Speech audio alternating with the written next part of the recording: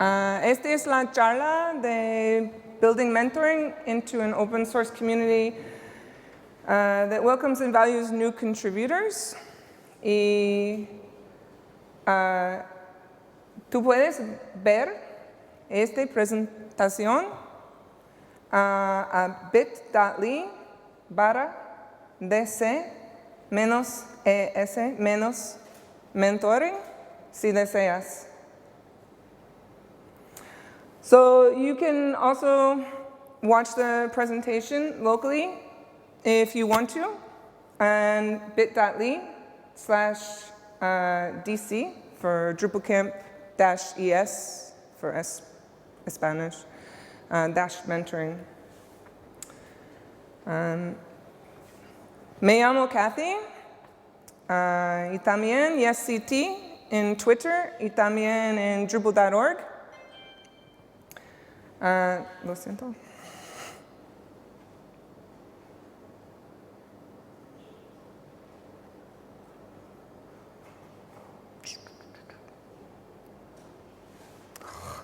Está bien. Trabajando para Blackmesh. Y Blackmesh es una compañía que hace hosting. Y ellos son muy bien para pero las personas que trabajando en Blackmesh no son Drupalistas. Y entonces la compañía desea hacer una cosa bien para la comunidad. Y entonces es mi trabajo trabajo en Drupal 8 para ellos. I'm Cathy. I'm YesCT on Drupal.org and also on Twitter. And I work for Blackmesh. And Blackmesh is a hosting company, and 60% of their websites that they host use Drupal. And since their business is doing really well because of Drupal, they also want to do something really good for Drupal. So about a year ago, they hired me to work on Drupal 8. And part of my job is to work on Drupal 8 issues. Part is to travel to events and talk to people and help people contribute in the sprints. And another part of my job is thinking about helping people contribute and doing mentoring in IRC. So parte de mi trabajo es hacer mentora y también trabajo en problemas de Drupal 8 y también viaje a eventos de Drupal para ayudar personas a contribuir a Drupal 8.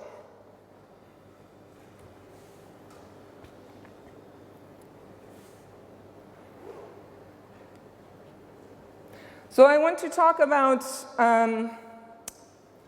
mentoring. And I think sometimes, maybe a lot of times, we think about mentoring as the people who go to events, to sprints, and they wear shirts of a special color, and they help other people contribute. Or we might think about mentoring as something that happens in IRC. And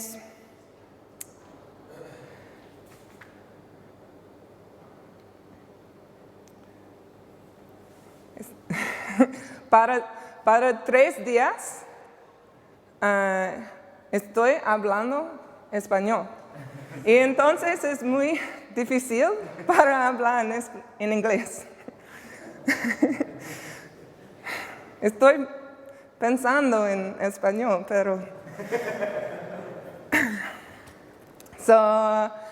hay muchas veces en el pasado, yo creo que toda la gente piensa que mentora es una cosa que hace en persona,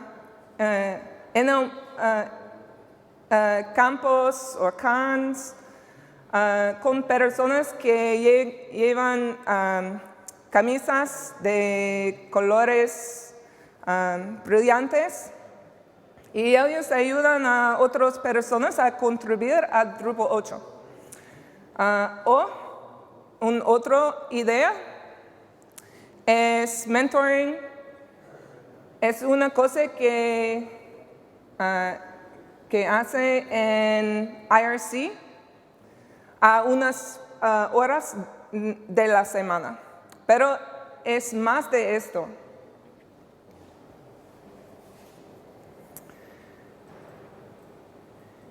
Mentoring is a lot more than that. I think over the years, since we've begun having an official mentoring program, the way that we think about mentoring has changed. And it starts with only happening at unique times in person or at unique times in IRC, but it's changed since then.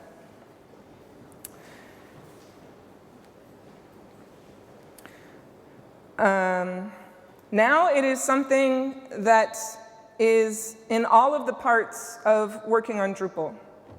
So we will talk about some of those things.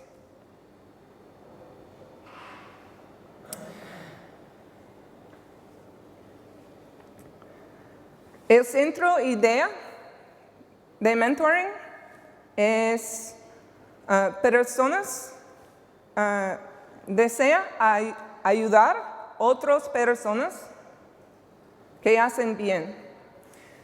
And the key is the mentors are thinking that their job is to help other people succeed. And mentors recognize that people who want to contribute to Drupal are already really good at their work. They already know many things about Drupal, but maybe they are new to contributing to Drupal.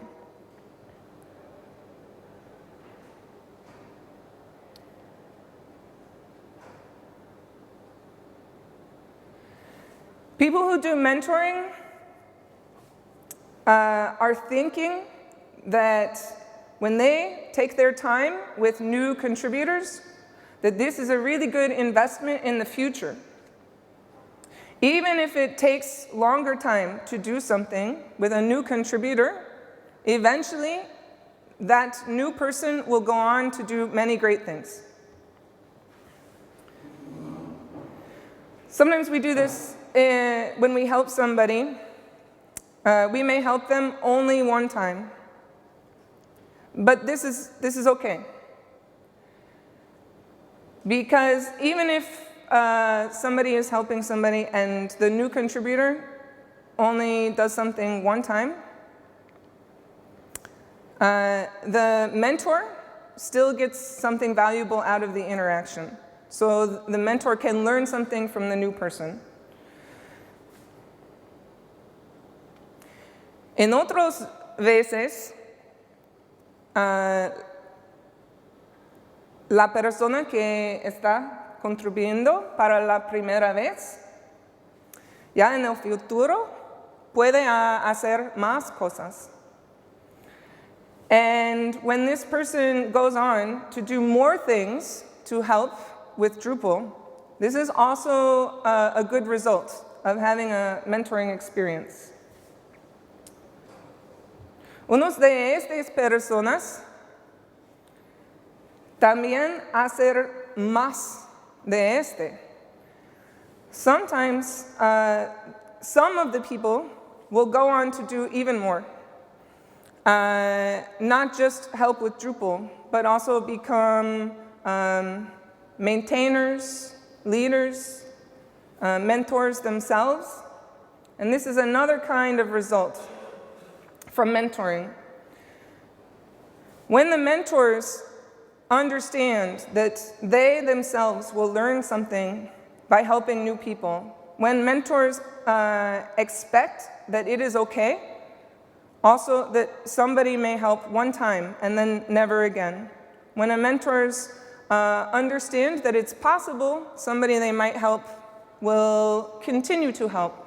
And when they also understand that a small part of those people will go on to really develop and excel and go on to lead other people, then mentors are beginning with a really good expectation, which has a high value on the new people. And so then we can treat those new people with respect. So there's different kinds of ways that we do mentoring. Lo siento. Sometimes we help a person do their first contribution.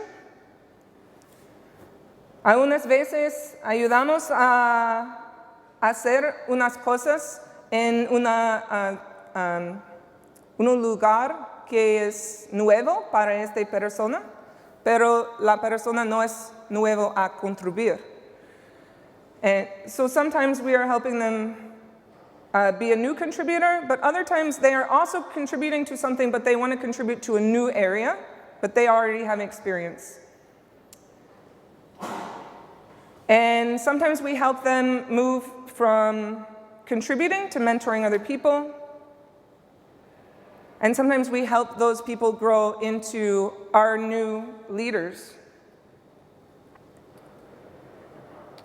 When we are thinking about the first thing, new contributors doing their first contribution, there are some things that we can do to help them.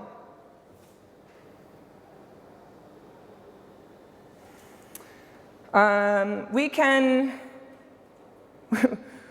fix the barriers to being able to change Drupal. Drupal.org, the Drupal project, uses tools, and there are some problems with the tools that we use. So one of the things we can do as mentors is to try and fix the tools. And in Los Angeles, at DrupalCamp, I gave a talk with Ali Mac, and we talk about some of the issues we think are the most important ones. And we have tagged them all with a tag, because that's how we work in Drupal, with tags. And so if you want to see some of these issues all together in one list, this is a link to the advanced search. So this is bit.ly/do-issues. But there are a few that I want to tell you about now.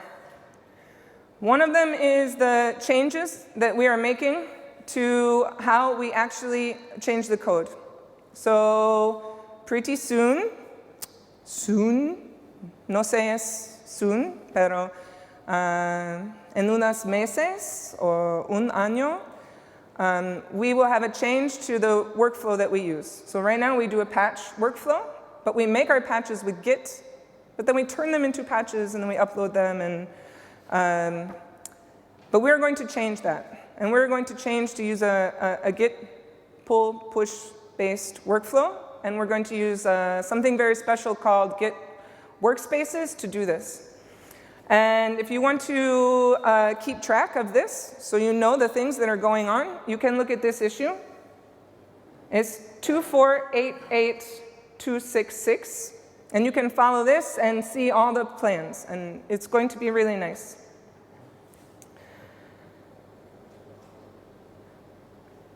The other thing that we can do that will improve our tools is we can automate parts of the feedback that we do on the code that we suggest changes for.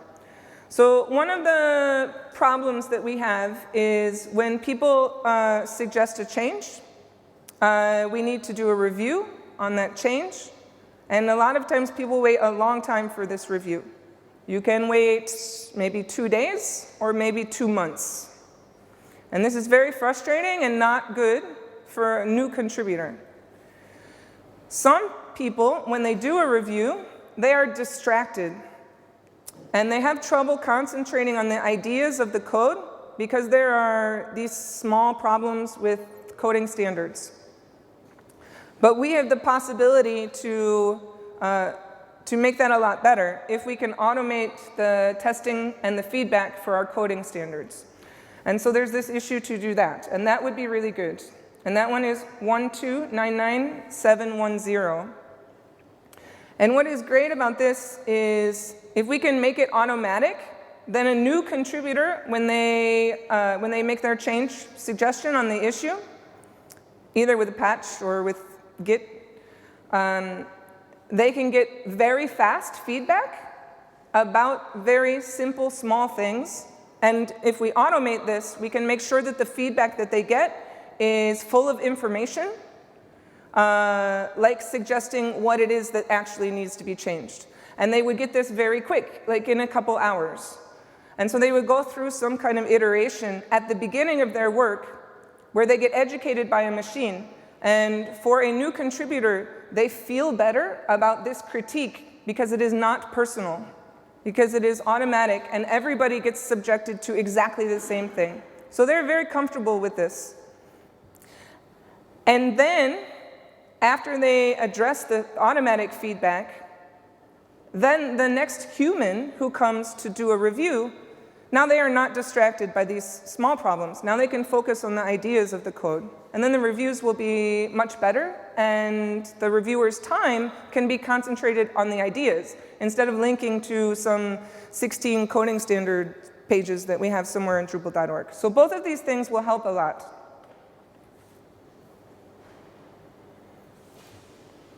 So that is the kind of mentoring that we can do to help fix our tools. We have other kinds. So one of them is in IRC. We have, it depends, 2 or 3 times a week.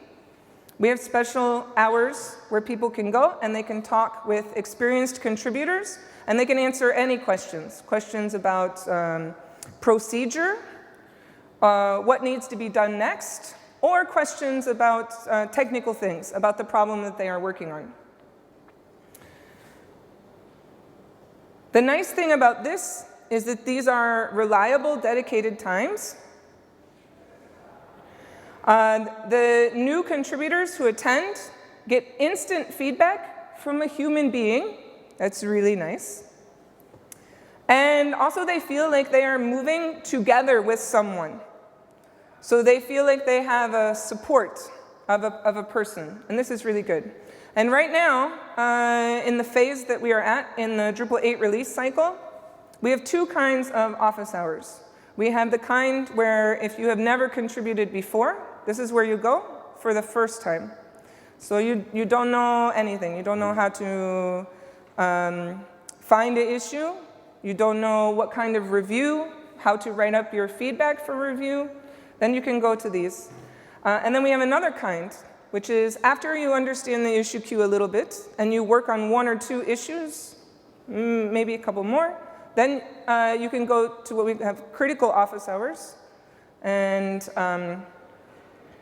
in those, it's a similar situation, but now you are working together on issues that are more time sensitive for the release.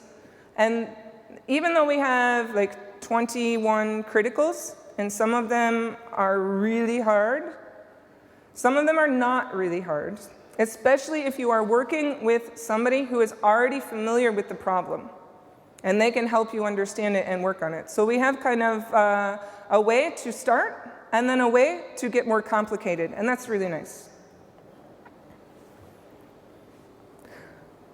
But we have mentoring in our community in more different kinds of ways.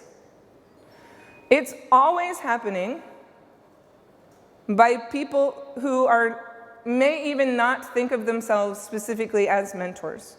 They are just people who are helping other people. And this is a really nice thing that we have in our community, and it is becoming stronger and stronger every year.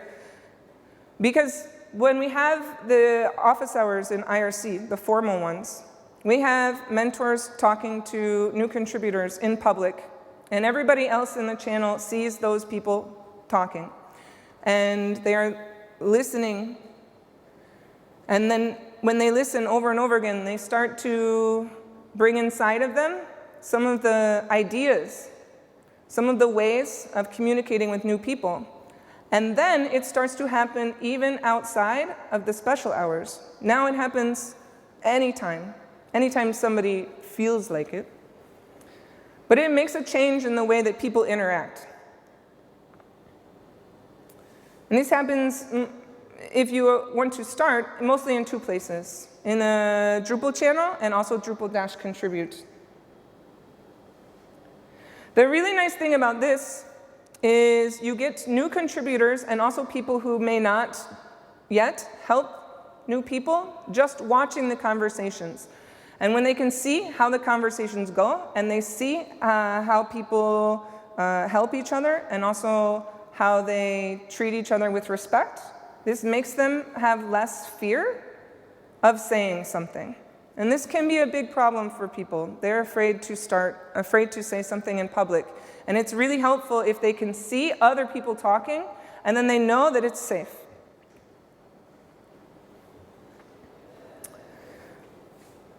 So we do the same thing in person, and we have some of the same benefits. People feel supported. They can overhear conversations happening, and they can learn without having to necessarily ask the question themselves.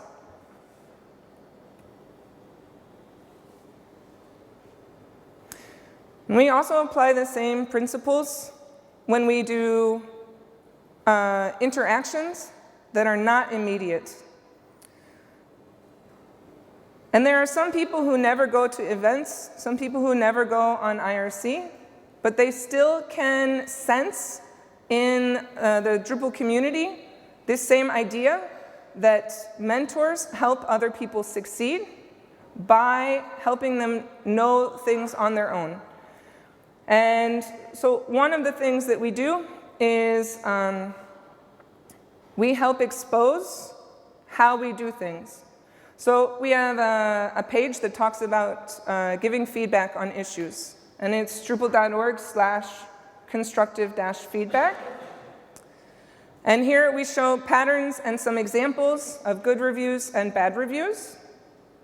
And the pattern that we use is to consider that somebody has already made a lot of work and spent a lot of time. And if it was their first time contributing, it may have taken them a lot of time to do this thing. And so we want to take a lot of our time when we give them feedback and invest in good feedback. So the first thing we try and identify something that they've done that is helpful, that they have done right, and explicitly say, you know, I see you have done this. This is good. This is why this is good. And then we can suggest something that they do that is the next step to improve on what they've done. So we can say, usually we do this thing in this other way. So we're suggesting a better way. And then we can provide a link to a resource which documents it. And this helps people identify the next thing to do, because they may not know the next thing. Because we have same patterns over and over again when we work on issues, and a lot of times the next step to do is very similar, and we have certain types of things, we make it easier for people to help other people by documenting the steps, and we keep track of them in this place, drupal.org/contributor-tasks. And so if we can give people links to how to do these common tasks, it's easier for the mentor who is helping, because they don't have to explain everything over and over again, but it is also easier for the new contributor, because they know where to go to find the instructions again. And then they can be more independent. Right now, this process of telling people where the documentation is for the tasks that we have to do is manual, but we can improve that a little bit better by making it automatic. And if you want to see some ideas about making it automatic, there's the issue 2013-222.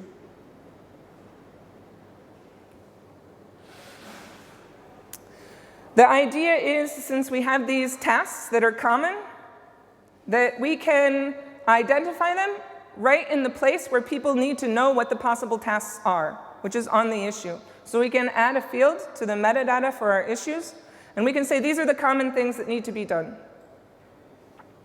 You need to address feedback. You need to do accessibility review. You need to do performance profiling, manual testing, all of these things, and we can identify them. This will also help expose, at least for core, the core gates that we have. So one of our things that we have to do when we fix a bug is we have to have the fix for the bug and also the tests. So a lot of times a common task is to add tests. So we can expose the idea that this is always something that we need to do by listing these common tasks right on the issue. And the automatic part is that if somebody identifies these tasks and we know the things and we also know where the documentation is for how to do them, then we can present this as part of looking at the issue. So when somebody finds an issue, they can see automatically this thing needs tests, and there'll be a link to the documentation to do it. So that would help both the people who are mentoring and also the new people.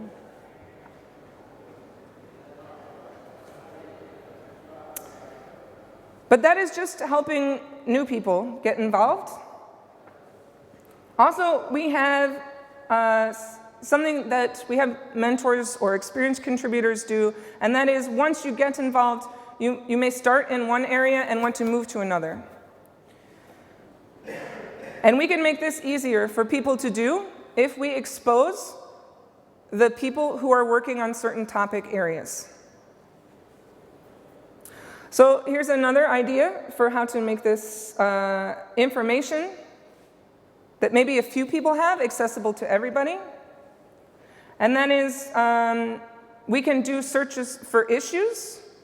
We should also be able to do searches for people who work on those types of issues. So if you work on the Views UI, and you want to talk to somebody who works on the Views UI a lot, it would be nice if you could say, show me the people who work on the Views UI. So this is to help with that. And this is 2232393. There's another way we can approach this. Instead of saying, show me all the people who work on these issues, we can do it the other way. We can say, you know what, we have a general place to go to learn about views in core, or we have a general place to go to learn about accessibility. And then in that central place, we see discussions, issues, the people who are helping, the next meeting times, presentations that are coming up at different events. And if we can put this information all in one place, that will also help people get involved. Because it is too difficult to just look at all of any project, but all of core, and just say, I want to help. You have too many choices and too many people. But if you can focus on a specific area that is interesting to you, now your choices are fewer, and it is a lot easier to get involved.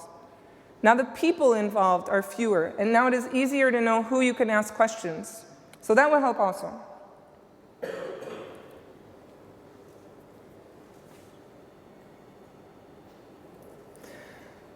We also want to, all of these things that we do, when we talk in public and we let people overhear, when we suggest ways for people to do something better, but instead of telling them, we show them where to find the documentation for how to do it better.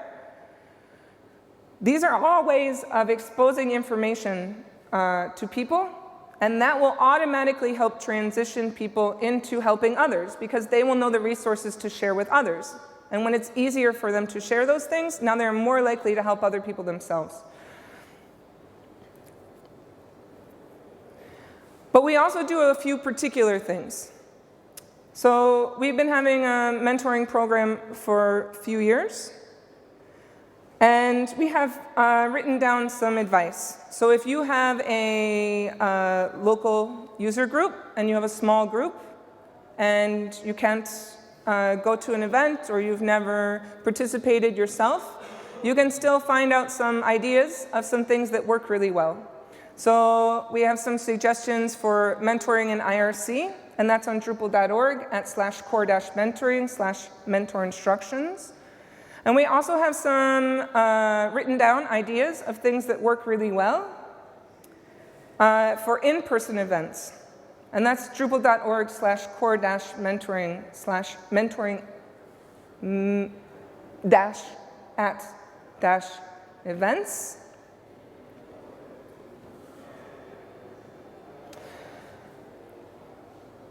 One of the things that we try and do is support people who are doing new, scary things.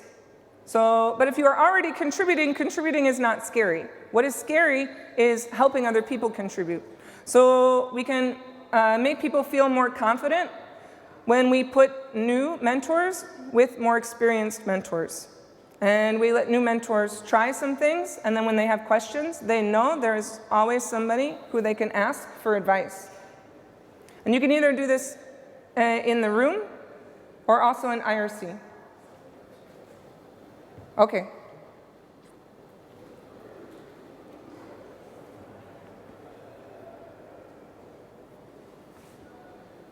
One of the things that works really well is to have a mentor try on their own to do something, and then to talk to an experienced mentor about their experience, about what happened. And then they can get some advice on how to do things differently next time.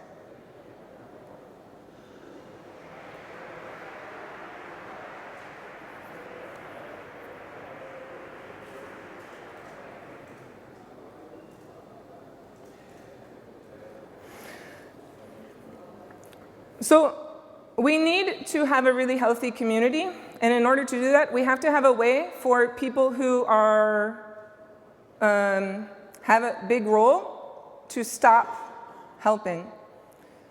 And people will feel more confident in stopping their help if they know that there are also new people who can take over what they were doing.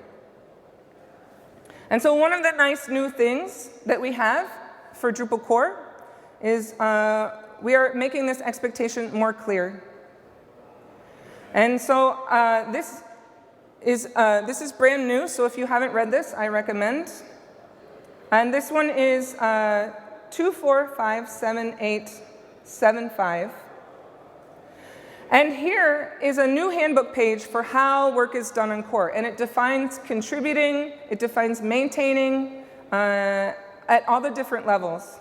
And one of the things that it makes explicit is the idea of a provisional maintainer.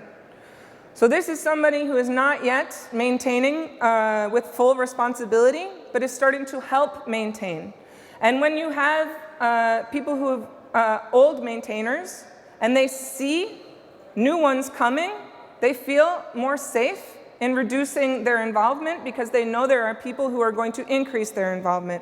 And this is healthy for everyone because the new one benefits from working for a period of time with somebody more experienced, and the more experienced person benefits because now they can maintain a healthy balance.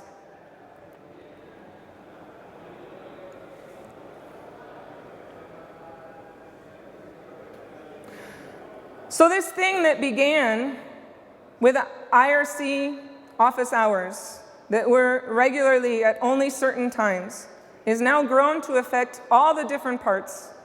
It affects us in-person events, in IRC during the hours, in IRC at all hours. It affects how we communicate in the issue queue. The whole idea that a mentor's job is to help somebody else become excellent and approach them with the expectation that this is possible.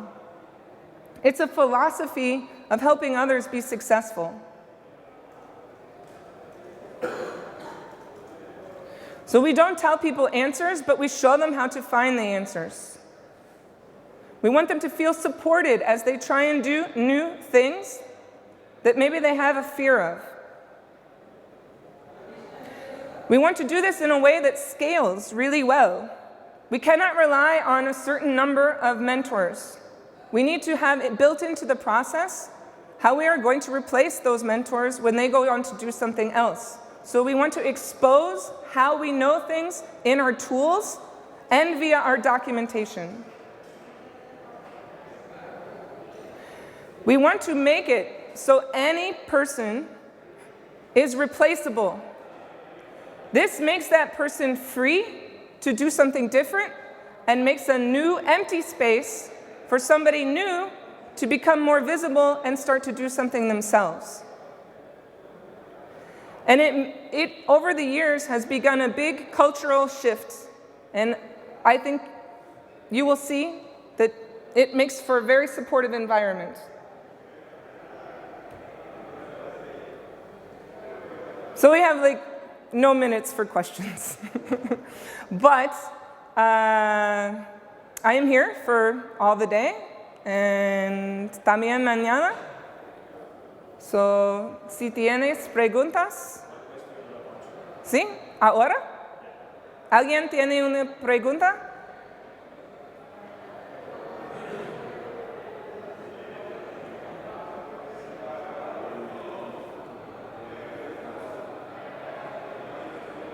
Está bien. Tú puedes preguntar otra vez. Ok, gracias.